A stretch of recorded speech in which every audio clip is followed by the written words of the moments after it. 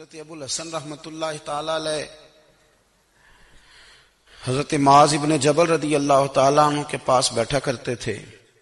فرماتے ہیں ان سے جو پیار بڑھا تو پھر میرا مصلی سے بھی بڑھ گیا. تابعی ہیں. فرماتے ہیں صحابی رسول سے محبت ہوئی تو ذکر سے بھی ہو گئی, پھر درود شریف سے بھی ہو گئی. محبت ان سے بڑھی تو پھر اللہ نے مسجد کا پیار بھی بڑھا دیا. آپ فرماتے ہیں کہ میری ہر وقت طبیعت چاہتی تھی کہ بس اللہ اللہ کروں, بس اللہ اللہ کروں, بس نہ میں ذرا تھوڑی جان چھڑاؤں لوگوں سے, کو 10 منٹ ملے تو میں کو 4 نفل پڑھ لوں, میں تھوڑا سا نہ بچوں لوگوں سے, اور مجھے تسبیح ملے تو میں نہ کو 400-500 دفعہ استغفار پڑھوں, سبحان اللہ, الحمدللہ, اللہ اکبر, لا حول ولا قوت الا باللہ, میں نہ تسبیحات پڑھوں. فرماتے ہیں کہ بچے تھے گھر میں 6-7, غربت تھی, کام ملتا کوئی نہیں تھا, اور میں کام چور نہیں تھا, کام ڈھونڈتا تھا, پر اللہ کی قدرت کے کام نہیں ملتا تھا. فرماتے ہیں کہ میں نے ایک دن اپنی اہلیہ سے کہا کہ آج میں پھر جاتا ہوں کام ڈھونڈنے. تو میری بیوی بڑی فرما بردار تھی, پر اس دن نہ غربت کے ہاتھوں تنگ آ کے کہنے لگی آج نانا کوئی تو چیز لے کے آیا. تو مجھ سے بچوں کی بھوک نہیں دیکھی جاتی. یہ سب روگاں دا روگ محمد جس دا نام غریبی, کنڈ بلا کے لنگ جاندے نی دوست یار قریبی. آج نہ کچھ لے کے آیا تو میں بچے لے کے میکے چلی جاؤں گی. شیخ فرماتے ہیں کہ میں بڑا پریشان گھر سے نکلا, پر میں نے صبح سے لے کے زور تک کام ڈھونڈا, کام ملا کوئی نہیں.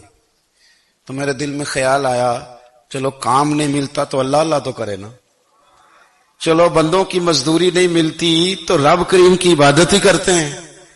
فرماتے ہیں کہ میں نے نا فرات کے پانی سے وضو کیا, نہر کے, شدید دھوپ تھی, ساتھ ریت تھی اور ریت تپ رہی تھی.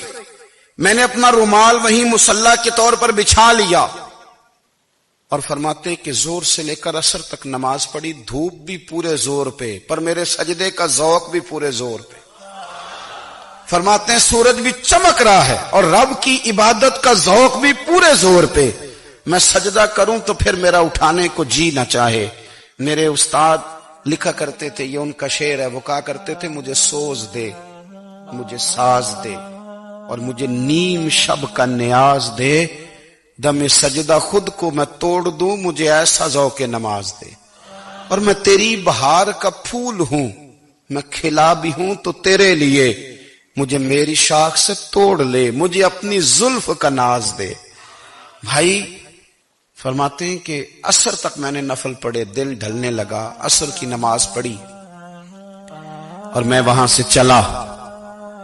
اب میں جب نکلنے لگا تو دل میں خیال آیا کہ چھوٹی چھوٹی دیواریں ہیں گھر کی, بغیر کچھ لیے جاؤں گا تو بیوی دور سے دیکھے گی تو شور کرے گی کہ پھر خالی ہاتھ آ گیا ہے.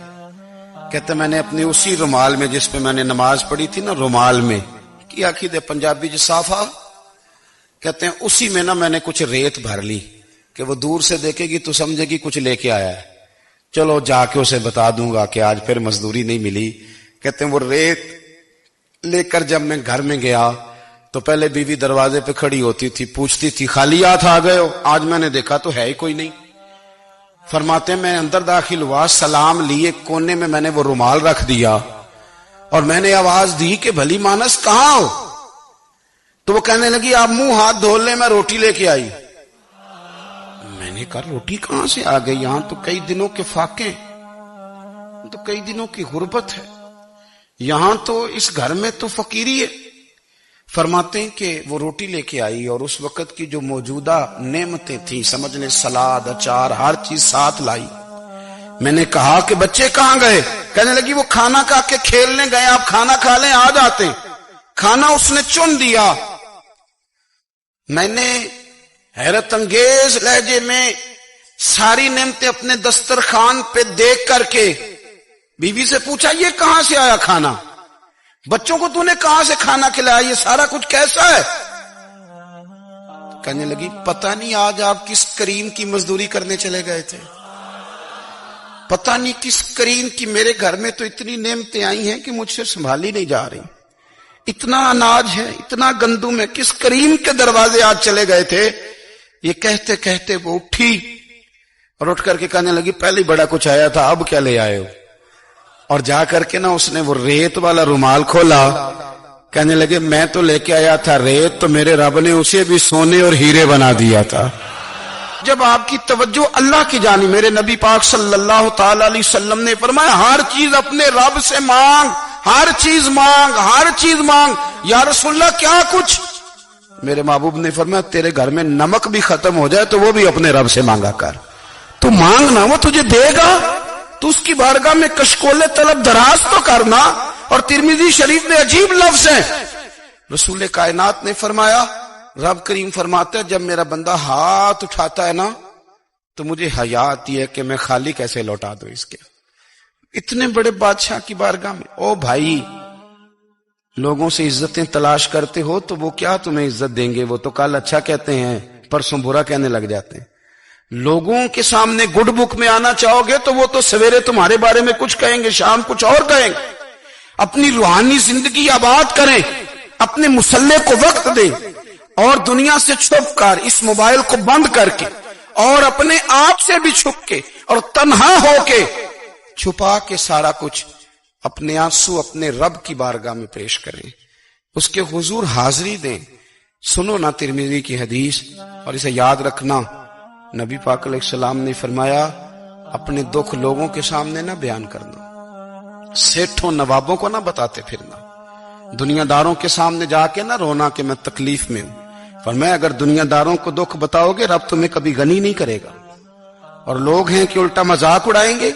آپ کی جس سے بڑی پکی یاری ہے نا، پکی، وہ تب تک پکی ہے جب تک آپ نے 50,000 مانگا نہیں، اور جس وقت آپ نے کہہ دیا کہ میں مجبور ہوں میری مدد کر تو پھر ختم ہو گئی دوستی۔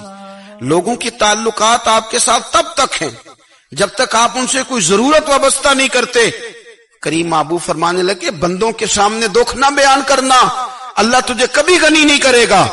تو اپنے دکھ اپنے رب کو بتا، تو دعائیں مانگ، تو اس کی بارگاہ میں حاضر ہو، تو اس کے حضور عرض کر۔ فرمایا اپنے دکھ اپنے رب کو بتا، وہ جلدی کرے یا دیر سے کرے تجھے ساری دنیا سے بے نیاز کر دے گا، تجھے کسی کا محتاج نہیں رہنے دے گا۔